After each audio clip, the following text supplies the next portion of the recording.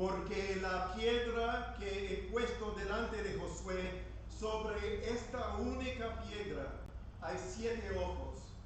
Yo grabaré una inscripción en ella, declara el Señor de los ejércitos, y quitaré la iniquidad de esta tierra en un solo día.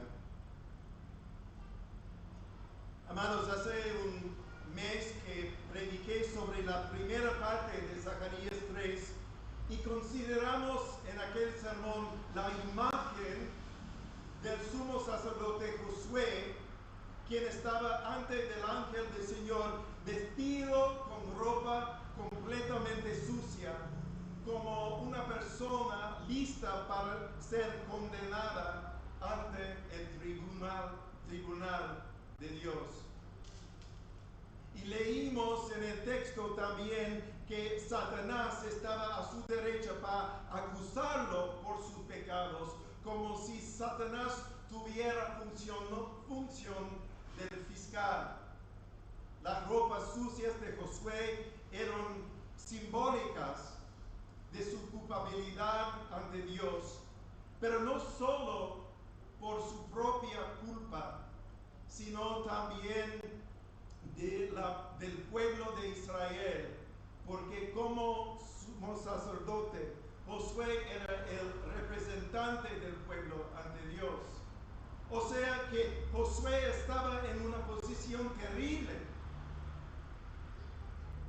de la que no podía explicarse a causa de sus pecados, así como los de la gente que representaba.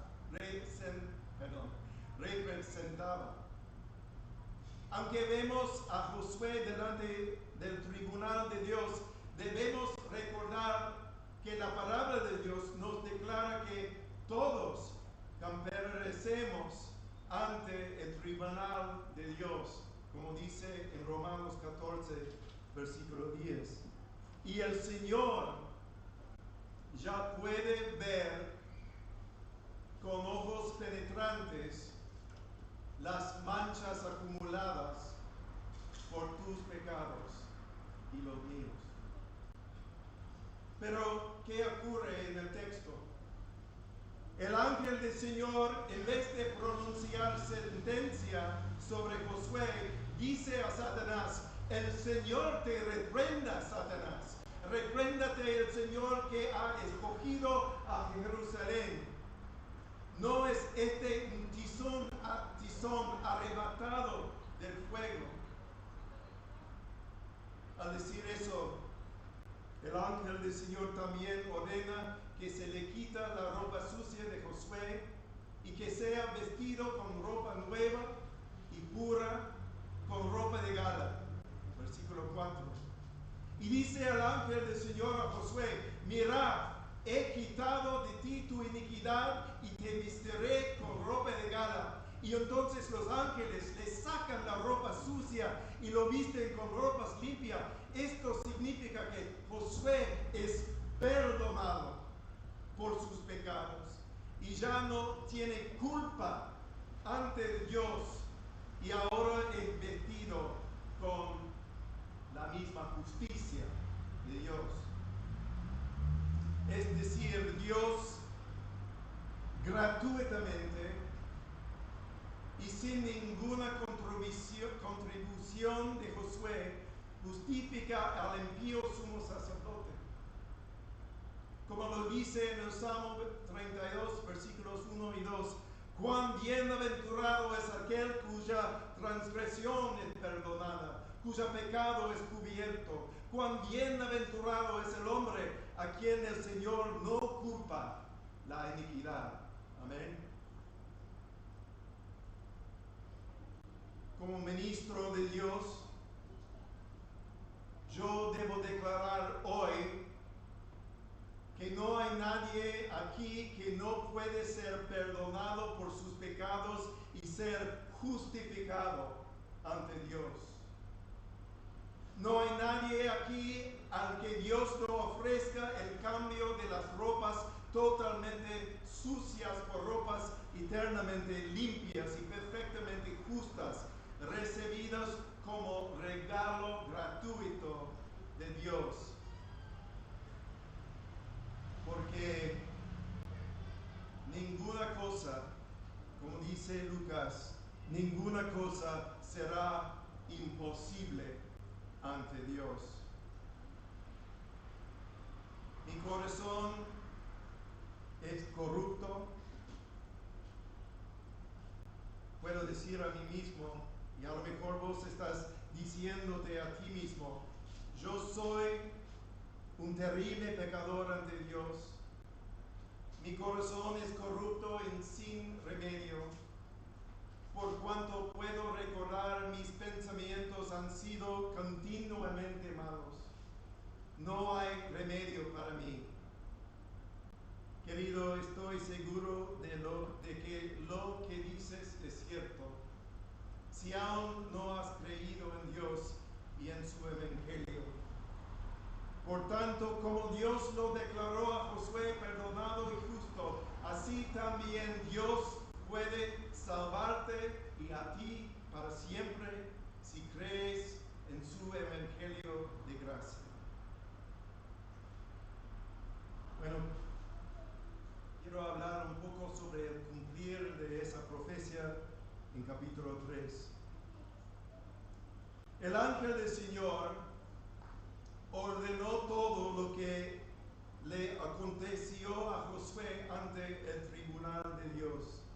Es decir, solo el ángel del Señor hizo todo para salvar a Josué y el sumo sacerdote no hizo nada para ser salvo, aparte de recibir este gesto gratuito de Dios. Recuerden que la visión de Zacarías pertenecía a la época del exilio. Sucede cuando José regresaba de Babilonia a Jerusalén con muchos otros exiliados judíos, incluyendo los profetas Zacarías y Ageo. El Señor Dios mandó a estos dos a predicar a Josué y a Zorobabel, el gobernador, y la gente israelita para animarles a reconstruir el templo de Dios que había sido destruido por los babilonios unos 70 años atrás. Sin embargo, el Señor quería mostrarle a Josué de una gran manera y también a los otros exiliados que la salvación nunca podría ser cumplida por sus propios esfuerzos, buenos hechos, o aun los sacrificios sobre el altar que iban a reconstruir. Como dice el profeta Jonás, la salvación es del Señor. La salvación es del Señor. Y para dejarle esta verdad bien clara a Josué, el Señor le dice primero, mira, he quitado de ti tu iniquidad y te vestiré con ropas de gala. En versículo 4.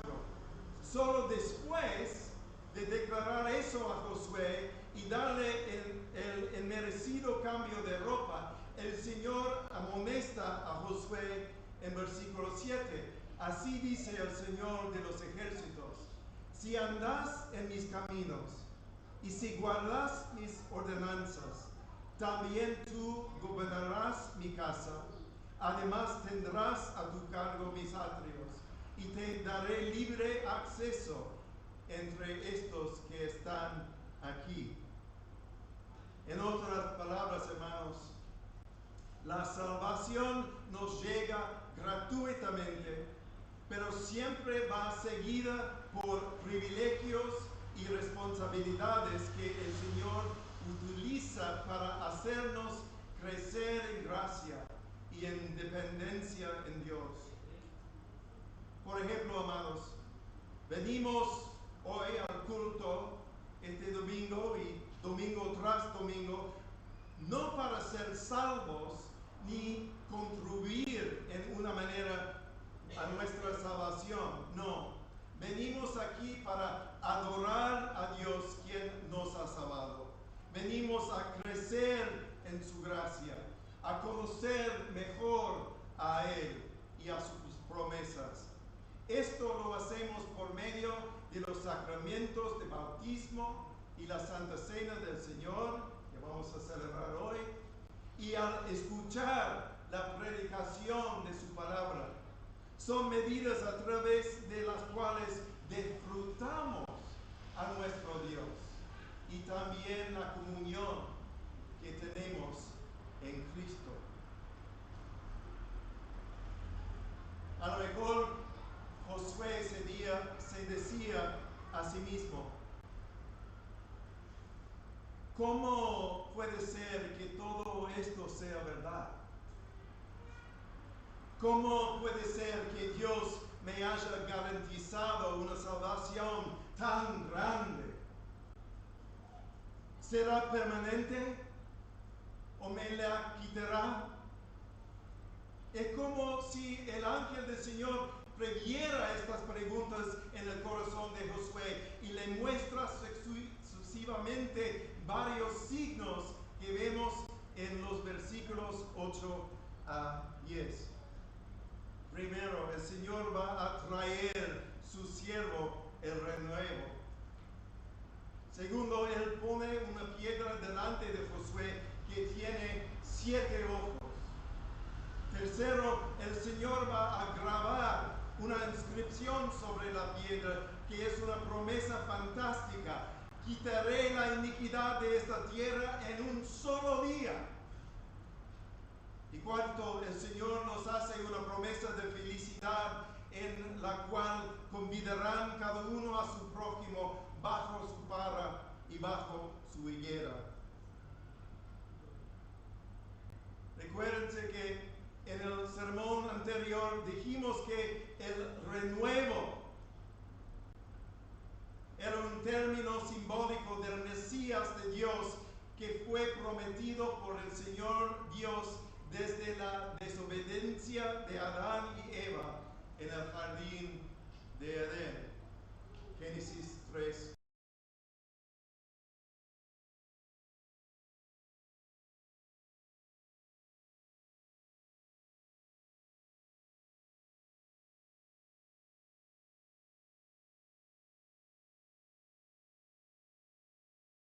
Levantaré a David el renuevo justo, y él reinará como rey, actuará sabiamente y practicará el derecho y la justicia en la tierra.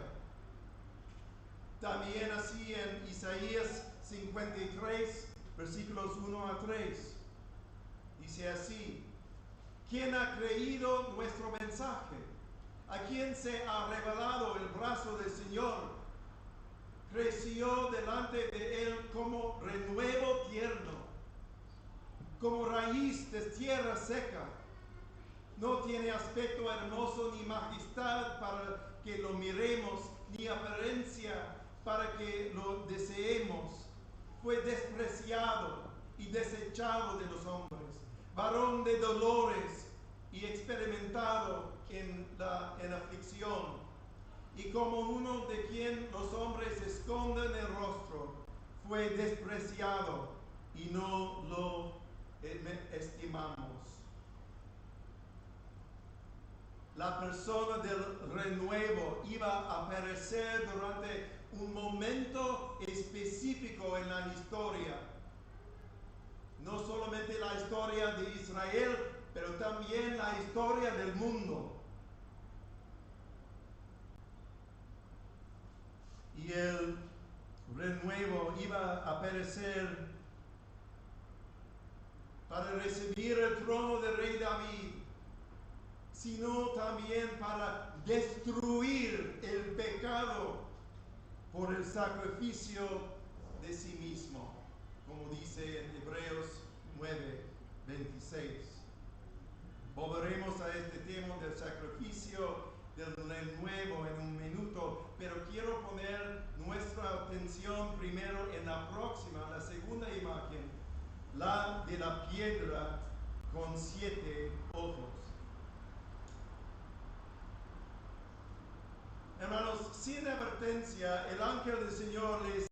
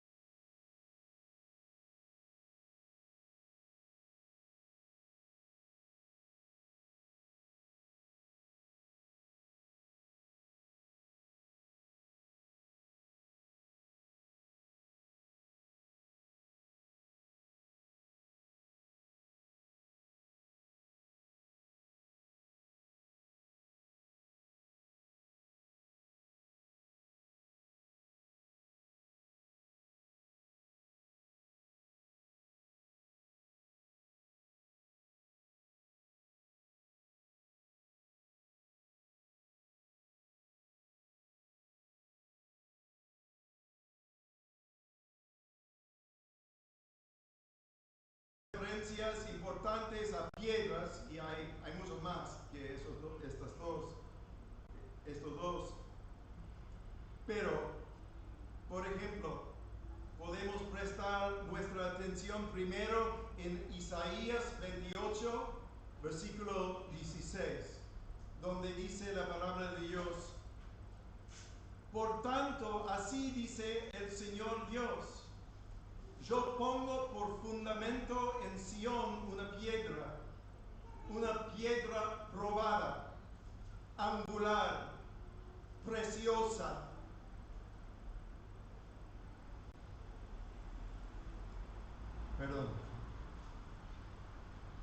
Angular, preciosa, fundamental, bien colocada.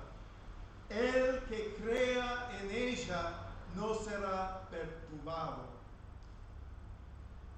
La otra imagen de una piedra ya la escuchamos en la llamada a adoración que leyó nuestro amado Rubén en el Salmo 118, versículos 22 a 24, donde dice: la piedra que desecharon los edificadores ha venido a ser la piedra principal del ángulo. Obra del Señor es esto, admirable a nuestros ojos. Este es el día que el Señor ha hecho, regocijémonos en él. Es muy importante que recordemos que Cristo Jesús, durante la última semana antes de que sufriera, declaró a sus enemigos que Él mismo era esa piedra que los edificadores iban a desechar. Mateo 21, 42 y Marcos 12, 9 a 11. Bueno, hermanos, al mismo tiempo esta piedra tiene 7 ojos, no solo uno, 7. Y normalmente, obvio, piedras no tienen ojos, menos que con 7. ¿Pero qué significa? Significa que simbólicamente la piedra está viva. Y más importante todavía, en las Escrituras, el número 7 significa la perfección o algo completo, como los 7 días de la semana. Entonces, esta piedra puede ver todas las cosas con una claridad perfecta, aun divina, como solo Dios puede. En toda la palabra de Dios, solo hay otra referencia a algo que, como esta piedra, tiene 7 ojos. Se la encuentra en Apocalipsis capítulo 5, Apocalipsis capítulo 5, el último libro de la Biblia, donde el apóstol Juan vea en el cielo una situación insuperable que lo dejó profundamente perturbado. Veía Juan un libro con 7 sellos en las manos de Dios, de lo cual nadie en el cielo ni en la tierra podía tomar ni abrir por falta de ser digno de hacerlo. Y en el versículo 5 de capítulo 5 de Apocalipsis leemos: entonces uno de los ancianos me dijo: no llores, porque Juan estaba llorando sobre este problema. No llores. Mira, el león de la tribu de Judá, la raíz de David, ha vencido para abrir el libro y sus 7 sellos. Entonces dice: miré, Juan miré y vi entre el trono con los 4 seres vivientes y los ancianos un cordero de pie como inmolado, que tenía 7 cuernos y 7 ojos, que son los 7 espíritus de Dios enviados por toda la tierra. Él vino y tomó el libro de la mano derecha de aquel que estaba sentado en el trono. Cuando tomó el libro, los 4 seres vivientes y los 24 ancianos se postraron delante del Cordero. Cada uno tenía una arpa y copas de oro llenas de incienso, que son las oraciones de los santos, y cantaban un cántico nuevo diciendo: digno eres de tomar el libro y de abrir sus sellos, porque tú fuiste inmolado y con tu sangre compraste para Dios a gente de todo tribu, lengua, pueblo y nación. Y los has hecho un reino y sacerdotes para nuestro Dios, y reinarán sobre la tierra. Amén. Amados, no es coincidencia que la piedra ante el sumo sacerdote Josué tenía 7 ojos, y en Apocalipsis 5 el Cordero en el cielo también los tenía, junto con los 7 cuernos, que eran símbolos de su poder perfecto. Cuando nuestro Señor Jesús, durante su ministerio terrenal, vino al río Jordán para que sea bautizado para empezar su ministerio, el profeta Juan el Bautista, exclamó al ver a Jesús: allí está el Cordero de Dios que quita el pecado del mundo. Juan 1:29. Hermanos, Jesús era el Cordero que sería inmolado por los pecados del mundo. Amén.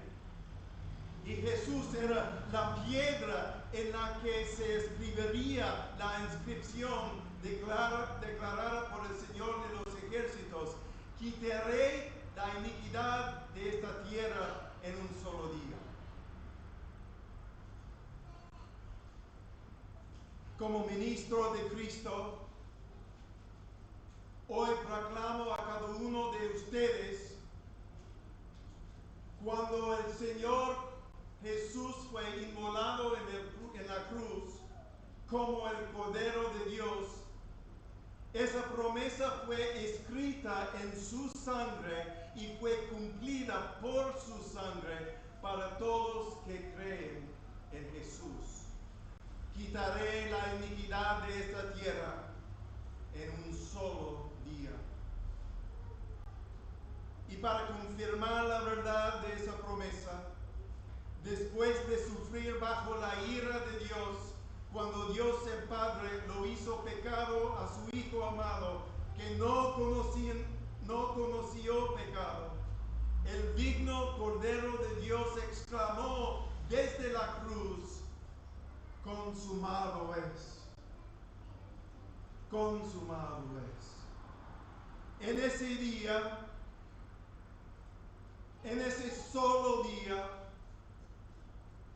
un día como ningún otro en la historia de este mundo, un día único que no había existido antes ni después, en lo cual Cristo Jesús salvó a su pueblo de sus pecados, como dice en Mateo 1:21.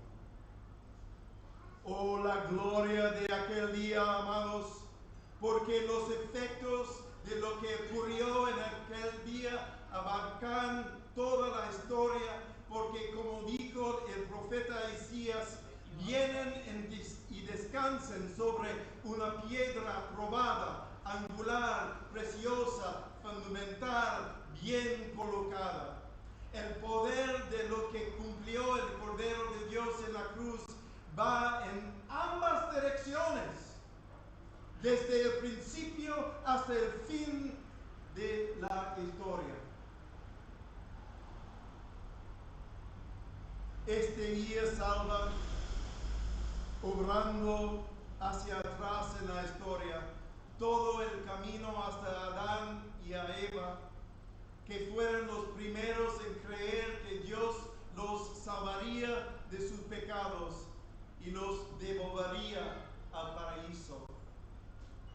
En cada generación había muchos que en este día se salvaron, porque había muchos que anhelaron y oraron por su llegada y encontraron paz en lo que había prometido Dios por medio de sus profetas como Moisés, David, Isaías, Jeremías y Zacarías.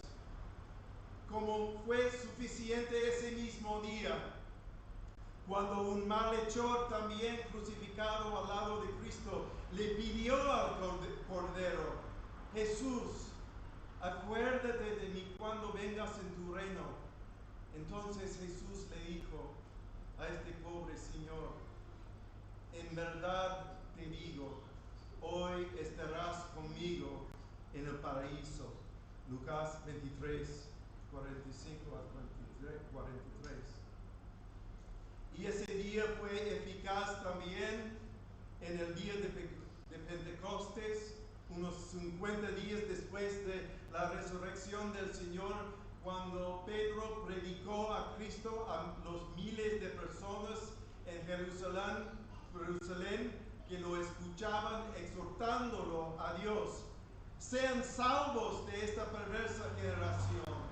¿Y cuáles fueron los resultados de su predicación? Entonces los que habían recibido su palabra fueron bautizados y se añadieron aquel día como 3,000 almas. Hechos 4, 40 y 41. Hermanos, así también el poder y la gracia y la misericordia de aquel día es eficaz hoy para salvar a cualquier persona que, como aquel malhechor que a punto de morir en la cruz al lado de Jesús y le suplicó al Cordero que le perdonara sus pecados y abriera sus puertas del paraíso.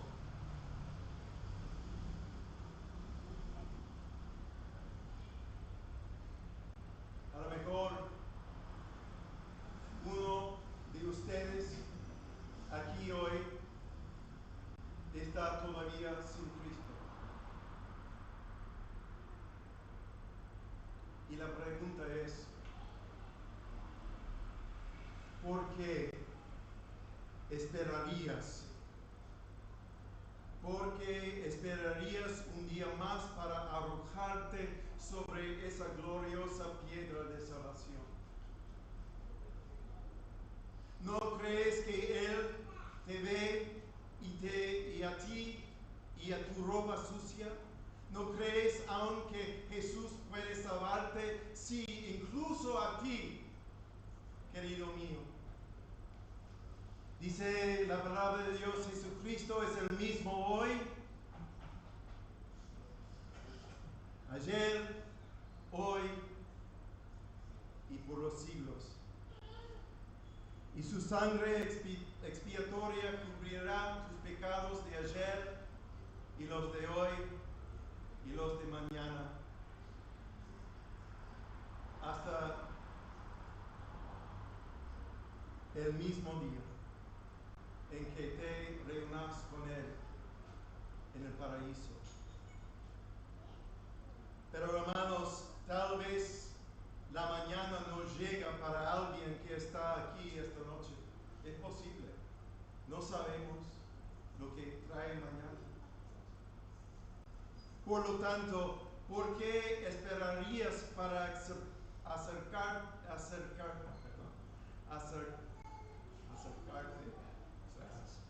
Gracias. Acercarte al Cordero, si ese alguien fueras tú, que no tengas mañana.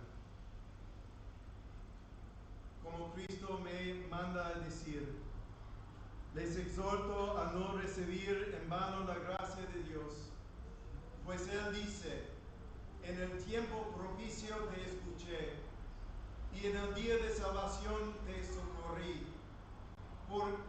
Pero ahora es el tiempo propicio, ahora es el día de la salvación.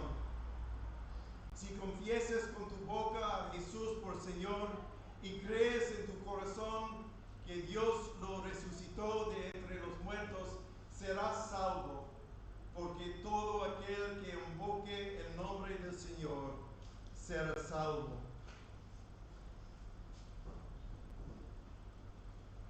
No esperes.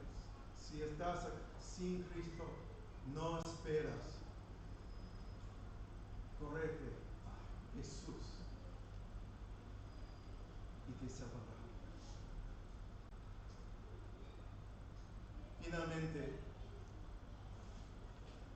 quiero prestar atención a la imagen con la cual el Señor de los ejércitos concluyó su promesa dada a sumo sacerdote Josué, y también a ustedes que creen y viven sus vidas sobre la única piedra que es Cristo Jesús. Aquel día convidarán cada uno a su prójimo bajo su parra y bajo su higuera. Es una imagen de vida que los creen en Cristo ya tienen hoy en la iglesia de nuestro Señor. Es una imagen de gracia, de hospitalidad, de abundancia espiritual, la cual es de los frutos realizados por Cristo en la cruz y actualizados por Espíritu Santo en las vidas de su pueblo, como vos y como yo. Participando en la vida de Cristo y en la vida de su cuerpo, la iglesia, es experimentar el principio, solamente el principio, pero el principio importante de la promesa del paraíso a venir. Aunque la iglesia es una comunidad, tenemos que decir, la iglesia es una comunidad de pecadores, salvos solo por gracia, que no merecen nada de Dios. Hemos recibido por fe toda la bendición y abundancia espiritual de Dios obtenido por el Cordero nuestro Jesús.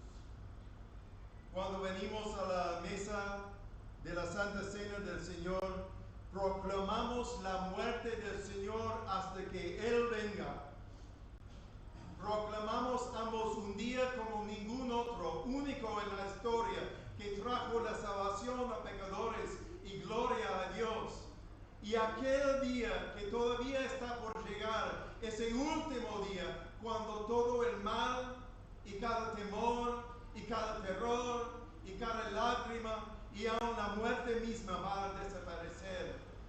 Y no tendrán hambre ni sed, ni el sol les hará daño, ni ningún calor abrasador, pues el Cordero que está en el medio del trono los pastoreará y los guiará a manantiales de aguas de vida, y Dios enjugará toda lágrima de nuestros ojos. Y el pueblo de Dios dice, ven, Señor Jesús, ven, Señor Jesús. Amén. Oremos.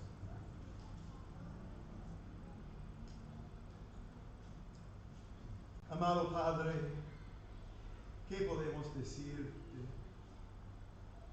Cierto, estamos agradecidos por la salvación, esa salvación que Cristo cumplió en ese día, aquel día, hace casi 2000 años ya. Pero ese día en que se murió nuestro Salvador Jesucristo, en que se murió el Cordero de Dios, es eficaz para hoy. Para cualquier persona que cree en Él hasta la salvación. Y pedimos, Padre, como hemos creído muchos de nosotros aquí, que seguimos en el camino de Cristo, aunque a veces es un camino difícil, lleno de pruebas, pero tenemos en nuestro Salvador, en este Cordero, en este buen pastor, toda la abundancia de tu gracia, Padre. Tenemos el Espíritu Santo para guiarnos a las manantiales de las fuentes de vida. Y estamos agradecidos, Padre, realmente por tu gracia, por tu Hijo, el Cordero precioso de Dios, nuestro Salvador Jesucristo. Te bendecimos